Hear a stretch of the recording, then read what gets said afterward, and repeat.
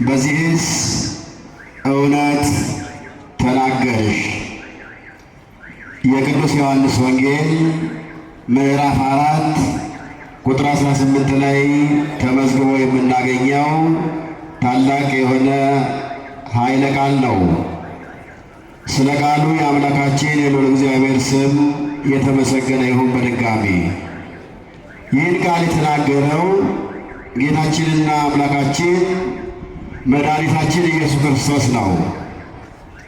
ይህ ቃል ዛሬ በቅዳሴው መካከል ከተነበበው ወንጌል መካከል የሚገኝ ቃል ነው። የዚህ ቃል ምስጢር ለማግኘት እንደተለመደው ሁሉ በዚሁ በዮሐንስ ወንጌል ምዕራፍ 1 ከቁጥር 1 ያለው ምዕራፍ 4 ከቁጥር 1 ጀምሮ ስንመለከተው እንደዚህ የሚል አነጋገር አለው። ጌታችን ኢየሱስ ክርስቶስ በይሁዳ አካባቢ ሲያስተምር፣ ደቀ መዛሙርት ሲያደርግ፣ ሰዎችን ሲመክር ነበረ። ደቀ መዛሙርቱም ከእርሱ ጋር ይከተሉ የእጁን ታምራት የቃሉን ትምህርት ለመስማት መጀመሪያ ወስነው ስለተከተሉት አብረውት ይንቀሳቀሱ ነበረ ይላል። በዚሁ አካባቢ ላይ ደግሞ ቅዱስ ዮሐንስም ስለ ጌታችን ስለ አምላካችን ስለ መድኃኒታችን ስለ ኢየሱስ ክርስቶስ በተለያየ አካባቢ ያስተምር ነበር። ከዚህ በኋላ ጌታችን ኢየሱስ ክርስቶስ የሚያስተምረው ትምህርትና የእሱ ደቀ መዛሙርት ብዙዎችን እያስተማሩ እየመከሩ ያጠምቁ ስለነበረ ይህንን እንደሚያደርጉ ይህ ቃል ቅዱስ ዮሐንስ ወደሚያስተምርበት አካባቢና ከእሱ ጋር ድምፁን ለመስማት አብረውት ይንቀሳቀሱ ወደ ነበሩ ፈሪሳውያን ይህ ቃል ተሰማ ይላል። ይህ ትምህርት እንደተሰማና እንደታወቀ ጌታችን በተረዳ ጊዜ ከቅዱስ ዮሐንስ ጋር ሲከተሉ የነበሩት ወይም በዛ በምድረ ይሁዳ አካባቢ የነበሩ አይሁድ ፈሪሳውያን የጌታችን የኢየሱስ ክርስቶስን የማዳን ሥራና ትምህርት አይቀበሉትም ነበርና አይገባቸውም ነበርና ጌታንም ማየት አይፈልጉም ነበርና ሰው የማይፈልገውን ነገር ማድረግ ደግሞ አይፈልግም። ጌታ እኛ ስንጠይቀው ነው የሚያደርግልን። ሲፈውሰን እንኳን ያን መጻጉዕን የ38 ዓመት የአልጋ ቁራኛ የሆነውን ሰው አስቀድሞ መዳን ትወዳለህን ብሎ ጠየቀው ይላል። የሰው ፈቃድ በውስጡ ላይ አለ ማለት ነው። እነዚህ በማይፈልጉት አካባቢ ትምህርቱን ከሚያሰናክሉበት፣ ማዳኑን ከሚያሰናክሉበት ወደ ሌላ ወደ ገሊላ አውራጃ መሸጋገርን መረጠ ይላል። ደቀ መዛሙርቱም ከእሱ ጋር ተከትለውት ወደዚያ ስፍራ ተጓዙ። ወደዛ ስፍራ ሲጓዙ አቋርጠው ሊያልፉት የሚገባው ሰማርያ በምትባለው ከተማ በሳምራውያኖቹ መንደር አቋርጦ ማለፍ ግድ ነበርና አይሁድና የሰማርያ ሰዎች ደግሞ ኅብረት የላቸውም፣ አንድነት የላቸውም። በባህል በጋብቻም በሥርዓትም አይግባቡም። ተቃራኒ ናቸው። ይተቻቻሉ፣ ይወቃቀሳሉ፣ ይነቃቀፋሉ። ከዚያም በላይ የሕይወት መስዋዕትነት ሁሉ ይከፋፈላሉ። ነገር ግን ጌታ በዛ ተሻግሮ ማለፍ ግድ አለው። በዚያ መንደር ተሻግሮ አባታችን ያዕቆብ ለልጁ ለዮሴፍ በሰጣት ምድርና በአስቆፈራት የውሃ ጉድጓድ ባለችበት የሰማርያ ክፍል በምትሆን በዚያው አቅራቢያ በምትገኝ ደግሞ ሲካር ወደምትባል ከተማ ተሻገረ ይላል። ጌታ እየተዘዋወረ ለማስተማር የሰዎችን ፍላጎት ለማግኘት እንማር ብለው የሚፈልጉትን ቃልህን እንስማ ማዳንህን እንይ ብለው የሚያስቡትን ወደ እነሱ ልብ ለመድረስ እየተንቀሳቀሰ ያስተምር ነበረ፣ እየተሸጋገረ ያስተምር ነበረ ይላል። የመግቢያው ታሪክ እዚህ ጋር ይሆንና እዚህ በሲካር በምትባለው ከተማ ደግሞ ታላቅ የሆነች ያዕቆብ ለልጁ ለዮሴፍ ያስቆፈራት ብዙ ሕዝብ የሚጠቀምባት አይሁድም የሰማርያ ሰዎችም በየግላቸው በየተራቸው የሚጠጧት የሚቀዷት የሚታጠቡባት የውሃ ምንጭ ጉድጓድ ያለችበት ቦታ ላይ ጌታና ደቀ መዛሙርቱ እዚያ ደረሱ። ሰዓቱ 6 ሰዓት ነበረ ይላል። ፀሐዩ በጣም ከሮ ነበረ። በኃይል ሆኖ ከዛ ከሰማርያ ወይም ከይሁዳ የተነሱ ነጋዴዎች ወደ ኢየሩሳሌም ሲሻገሩ እዚያች የውሃ ምንጭ ያለችበት ቦታ ደርሰው እዚያች ቦታ ላይ አረፍ ብለው ከምንጯም ቀምሰው በቅላቸውም ለሚቀጥለው ጊዜ ከዛች ምንጭ ውሃ ቀርተው ይዘው ይሻገሩ ነበር። ያ እንደ ባህል የታወቀ ነበረ። እንደ ስርዓት እንደ ባህል ሆኖ ይታወቅ ነበር። ለመንገደኛ ውሃ ያስፈልገዋል አይደል? ለነጋዴ ለመንገደኛ ውሃ ያስፈልገዋል። የያዘው ውሃ ሊያልቅበት ይችላል፣ ሊጎልበት ይችላል። ፀሐይ ይከራል፣ በጋ ይሆናል። ስለዚህ እዛች ቦታ ላይ ከጥላዋም አረፍ ብለው ከውሃዋም ይዘው ለጊዜውም ጠጥተው ያልፉ ነበር። በዚያ የሰማርያ ሰዎች ደግሞ እየመጡ እየቀዱ ለመገልገያነት ከዚያች ውሃ ይወስዱ ነበረ። እያመሰገኑ ያዕቆብን እያመሰገኑ ውሃ የሰጠህን እያሉ ይህችን ጉድጓድ በልጅ ምክንያት እዚህ ጋር ያስቀመጥክልን እያሉ እሱን ስሙን እያነሱ ከዚያች ምንጭ ይጠቀሙ ነበረ። ታዲያ ጌታ በዚያ በ6 ሰዓት እዚያ ቦታ ላይ ቁጭ እንዳለ አንዲት ሴት ከሰማርያ ወገን የሆነች ውሃ ልትቀዳ ማድጋዋን ይዛ እንስራዋን ይዛ ወደዚያ ስፍራ መጣች። እዚያ ስፍራ ላይ ተገኘች። እሷ ጌታ ከዛ ቁጭ ብሎ አየችው። አልደነገጠችም፣ አልፈራችም። ነገር ግን ጌታ እንደሆነ አታውቅም፣ አዳኝ እንደሆነ አታውቅም፣ መድኃኒት እንደሆነ አላወቀችም። ዝም ብላ እንዲሁ አይታው አልሰጋችም። ሰዓቱ 6 ሰዓት ነበር ይላልና ይቺ ሴት ግን በባህላችን እንደምታውቁት በተለያየ አካባቢ ቀትር ከሆነ 6 ሰዓት ከሆነ ጭር የሚልበት ሰዓት ከሆነ ሰዎች ወደ ወንዝ ውሃ ሊቀዱ አይወርዱም። ሰዎች ውሃ ሊቀዱ ወደ ወንዝ አይመጡም። የራሱ የሆነ ምክንያት አለው። በየሀገራችን በየባህላችን በየስርዓታችን የምናውቀው የራሱ የሆነ ነገር አለ። በዚያ ጭር ባለ ሰዓት ሰዎች አይመጡም። ይቺ ሴት ግን በዛ ጭር ባለ ሰዓት ሰው በማይኖርበት ሰዓት መጣች።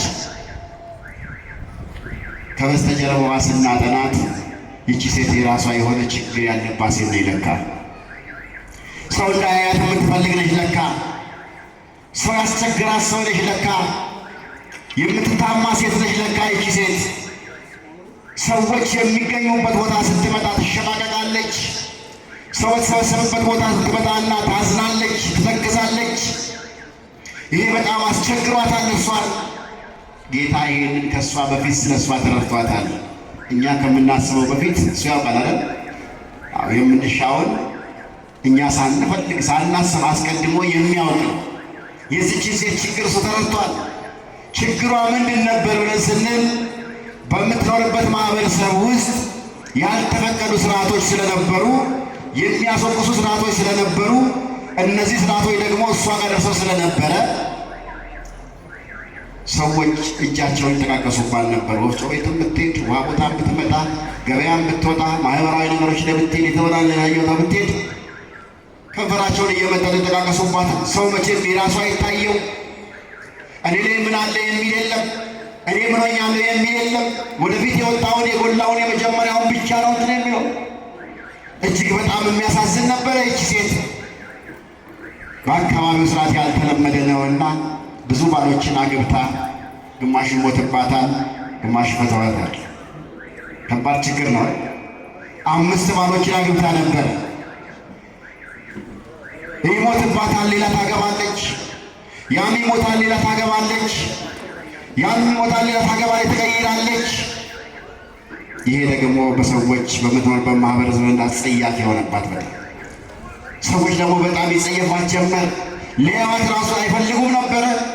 ሊጠጓት ሊቀርቧት፣ ማህበራዊ ኑሮ ከእሷ ጋር ሊኖሩ አይፈልጉም። ይህ ደግሞ በጣም እሷን አሸማቋታል። የህይወት ማህበራዊ የሆነ ነገር ደግሞ ለህይወቷ የሚያስፈልግ መሰረታዊ ነገር ደግሞ ያስፈልጋታል። እንግዲህ ሰዎች አያናግሩኝም ብላ ሳትበላ ትኖር። እንግዲህ ሰዎች አያናግሩኝ ብላ ሳትጠጣ ትኖር። እንግዲህ ሰዎች አይርቁኛል ብላ ሳትለብስ አትኖር። መሰረታዊ ነገሮች ያስፈልጋሉ። በጣም ተቸግራለች። እነዚህ መሰረታዊ ነገሮች ደግሞ ለማቅረብ ሰው የማይኖርበትን ሰዓት መረጠች። አያችሁ፣ ሰው የማይኖርበትን ሰዓት መርጣ ወደ ወንዝ መጣች። ሰው የማይኖረው በስንት ሰዓት ነው? ቀትር በሆነ ጊዜ፣ ፀሐይ በሆነ ጊዜ፣ ቀትር በሆነ ጊዜ ሰው አይኖርም። በዚያ ሰዓት ወደ ውሃ መጣች። ስትመጣ ከሰዎች የበለጠ የእሷን ፍላጎት ሊያሟላላት የሚችል የሚንከባከባት የሚረዳትን ጌታ በዚያ ወንዝ ዳር አገኘችው። አጠር ላድርገው ሰፊ ፕሮግራም ስላለ ከዚህ አንጻር እሱም ወዲያውኑ ባያት ጊዜ እንዳትደነግጥ እንዳትፈራ በማለት ልጄ ሆይ ውሃ ጠጪኝ አላት። የውሃ ማድጋ ይዛለች አይደል? ውሃ ጠጪኝ አላት። እሱ ውሃ ጠጪኝ ብሎ ሲጠይቃት እሷ ወዲያውኑ ወደ ዘር መከፋፈል ውስጥ ገባች፣ ወደ ስርዓት በተግባር ውስጥ ገባች። በዚያው ሰዓት እንዴ አንተ አይሁዳዊ እኔ ሳምራዊ እንዴት ውሃ ከኔ ትለምነኛለህ? እንዴት ውሃ እኔ እስኪ ትላለህ? በምን እንገናኛለን? ምን ወደዚህ ሲል እናንተን ያግባባናል? ትክክል አይደለም ብላ ለመደመች። በዚሁ አጋጣሚ ጌታ ግን መንፈሳዊ የሆነ ነገር ሊያስረዳት እሱ ማን እንደሆነ ሊያሳውቃት ፈለገና ውሃ ስጪኝ ብሎ የሚለምንሽን እሱን አንቺ ብታውቂው ኖሮ ሰጪው ነበር፣ የሕይወት ውሃንም እሱ ይሰጥሽ ነበር ብሎ ተናገራት ይላል። በዚህ ጊዜ የተወሰነ ልቧ ላላ ማለት ነው። ሌላ ጥያቄ ማምጣት ጀመረች። ወይ ሰዓት አሁንም እሱ መሰረታዊ ነገር እያስተማራት ነው። እሱ ብትሰጠው የማይጎዳ ነገር የጠየቃት። በባህላችን በዛ በእስራኤላዊ ባህል እንደውም እንግዳ መጥቶ ውሃ ስጡኝ ብሎ ካለ ግባ፣ ታጠብ፣ ብላ፣ ጠጣ፣ እረፍ ነው የሚባለው። ጌታ ግን ይሄ አልገጠመውም። እዚህ ዓለም ላይ ባሳለፈበት ዘመን ክርስቶስ በተቃራኒ ነው። ና ግባ የሚለው፣ ና ብላ ጠጣ የሚለው፣ ና ከቤቴ እረፍ የሚለው አልነበረም። በዚያ ምድር ተቃራኒ ነበር የገጠመው። በዚህ ሴት ማየት ይቻላልና ማለት ነው። ሊሆን አይችልም አለች። እሱ ግን ጌታ ይህንን ቃል ደግሞ ጠየቃት። ውሃ የሚለምንሽ እሱ ማን እንደሆነ ብታውቂው ኖሮ ውሃ የሕይወት ውሃ ስለሚሰጥሽ አንቺ ትጪው ነበረ እንጂ አትከለኪውም ነበር ብሎ ተናገራት ይላል። ከዚህ በኋላ በድጋሚ እሷ እንዴ አንተ አሁን የሕይወት ውሃ ልትሰጠኝ የምትችልበት በእጅ ላይ የያዝከው መቅጃ የለ ወይ? ጉድጓዱ ቅርብ አይደለ? በቅርበት አናገኘው ጉድጓዱን ወይ? በእጅ ደግፋ ታጠጣኝ? እንዴት አድርገህ ልትሰጠኝ ትችላለህ? እንዴት አድርገው ይሆናል አለችው።